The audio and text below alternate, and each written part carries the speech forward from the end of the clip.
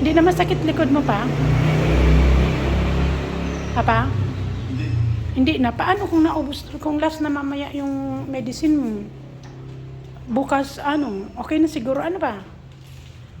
Ang lakas ng pain reliever na yun, ano? Kailangan siguro, Papa, talaga may vitamin B. Tanungin mo yung doktor sa Sabado, ha? Kung pwede i-continue yung vitamin B. Akalain mo yan, nung how many days ago, halos hindi mo maigalaw yung likod mo no? Ya Allah. Yung tuhod mo, Papa, okay na? Siyempre, yung massage siguro ni Bingo ang nakapagaling, no? Massage ng pagmamahal, Iya, imagine mo gabi-gabi kahit antok na ako, minamassage kita ay. At saka yung red mint ni Kuya, ang ganda.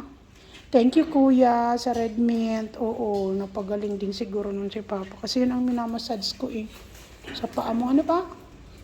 Kaya ngayon, konti-konti na lang kanin mo, 1 cup na lang talaga, ha?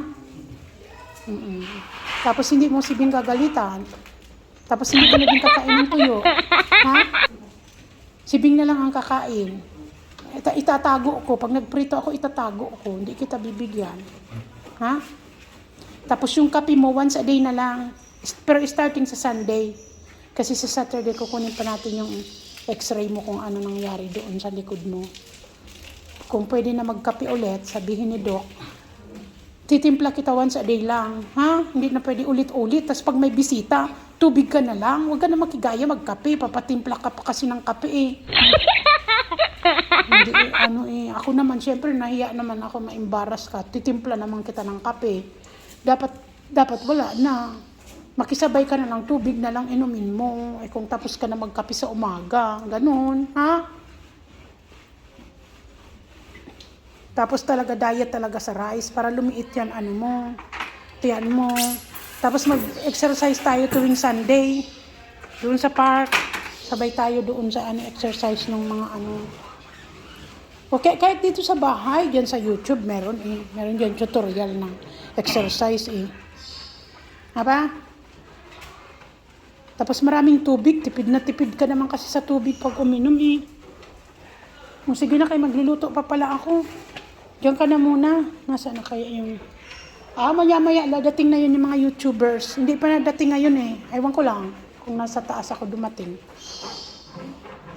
Yung mga YouTubers dadating yun maya-maya Ang problema kung ano ipapaulam ko, hindi naman nakain ng gulay si Hasan. Mabuti pa si Patimtim. Pero ang sabi niya, Lloyd, ang kinakain ko lang yung yung cabbage. Hindi siya nakain ng ibang gulay.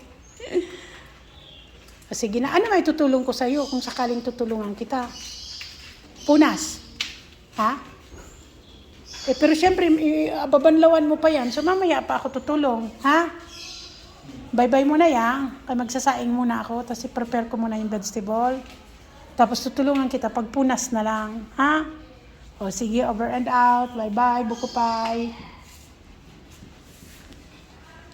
Smile ka muna dyan, Ayaw naman mag-smile. Maraming puting buhok Hehe. Buti hindi naaasar sa akin. Mag-asar-asarin ko, hindi nagagalit.